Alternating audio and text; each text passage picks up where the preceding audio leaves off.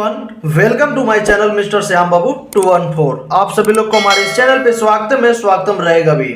आज फिर हम लोग देखा जाएगा कक्षा 10 क्लास 10 के अंतर्गत देखा जाएगा पद्य खंड का जीवन परिचय।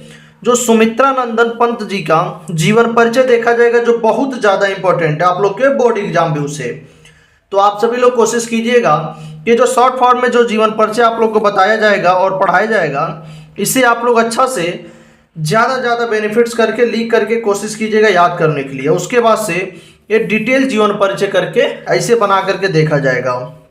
तो आप सभी लोग हमारे सेक्शन सीरीज में जुड़ करके और हमारे चैनल को सब्सक्राइब करके वीडियो को ज़्यादा लाइक और शेयर कीजिएगा। तो चलिए सुमित्रा नंदन पंत जी का शॉर्ट फॉर्म में जीवन परिचय को देखते हैं। तो सुमित्रा नंदन पंत जी का जन्म सन 1900 ईस्वी में हुआ था और इनका जन्म स्थान कहाँ पे है? तो कौसानी अल्मोड़ा उत्तराखंड में है। कौसानी ग्राम का नाम है। और इनकी शिक्षा किया है तो इंटरमीडिएट है। और इनके पिता का नाम पंडित गंगा दत्त पंत था और इनकी माता का नाम सरस्वती देवी था। और सुमित्रा नंदन पंत जी का वास्तविक नाम गुसाई दत्त था और इनका मृत्यु 28 दिसंबर सन 1977 ईस्वी में हो गया। तो ऐसे आप लोग करके इसे शॉर्ट फॉर्म में याद करने की कोशिश कीजिएगा, क्योंकि आप लोग का जीवन परिचय 5 नंबर का आता है बोर्ड एग्जाम में, जो 3 प्लस करके 2 नंबर का आता है, जो 3 नंबर आप लोग के जीवन परिचय पर और 2 नंबर आप लोग की रचनाएं या कृतियां पे मिलता है। और आप लोग के बोर्ड एग्जाम का जो डेट है बहुत ज़्यादा नज़दीक आ गया है, तो आप सभी लोग याद करने की कोशिश कीजिएगा और ज़्यादा पढ़ने की कोशिश करते रहिएगा। तो चलिए इनके डिटेल जीवन परिचय को बनाने की कोशिश करते हैं। तो सुमित्रा नंदन पंत जी का जीवन परिचय देखा जाएगा। कवि सुमित्रा नंदन पंत का जन्म सन 1900 ईस्वी को अल्मोड़ा के निकट कौसानी नामक ग्राम में हुआ था। इनके पिता का नाम गंगा दत्त पंत था तथा इनके माता जी के नाम सरस्वती देवी था। देखिएगा, कवि सुमित्रा नंदन पंत का जन्म सन 1900 ईस्वी को अल्मोड़ा के निकट कौसानी नामक ग्राम में हुआ था। इनके पिता का नाम गंगा दत्त तथा इनके माता का नाम सरस्वती देवी था। इनकी प्रारंभिक शिक्षा गांव की पाठशाला में हुई तथा उच्च शिक्षा के लिए म्योर सेंट्रल कॉलेज में प्रवेश लिया।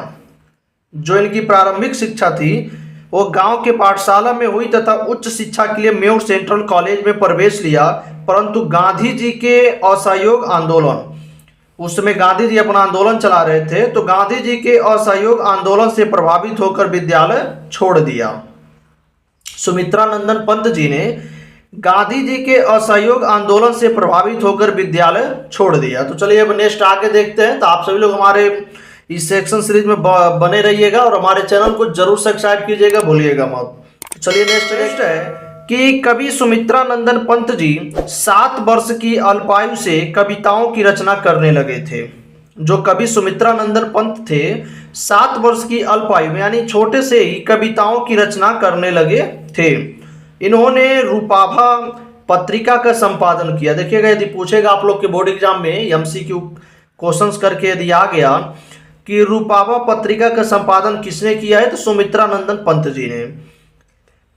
तो इन्होंने रूपाभा पत्रिका का संपादन किया पंत जी को।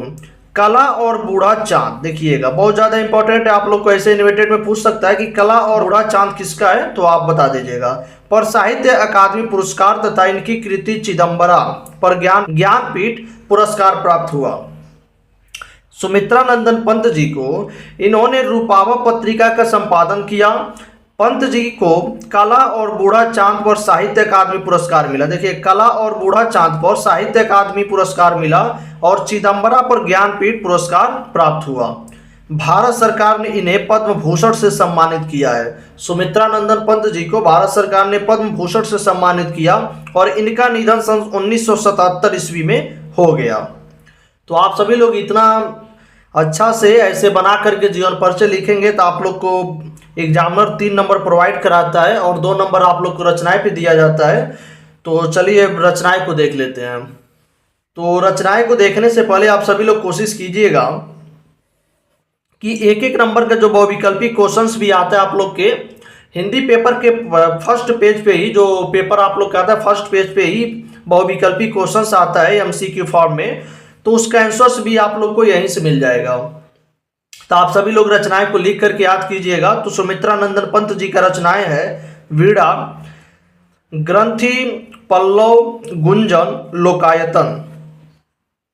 तो आप सभी लोग ज्यादा से ज्यादा कोशिश कीजिएगा कि ये जो शॉर्ट जीवन परिचय संक्षिप्त में, इसको आप लोग डिटेल में लिख करके अच्छा से याद कीजिएगा। पहले इसको याद कर लीजिएगा, तब डिटेल में जीवन परिचय बना सकते हैं और बना पाएंगे। तो चलिए, तब तक के लिए धन्यवाद। मिलते हैं नेक्स्ट डे नेक्स्ट वीडियो में।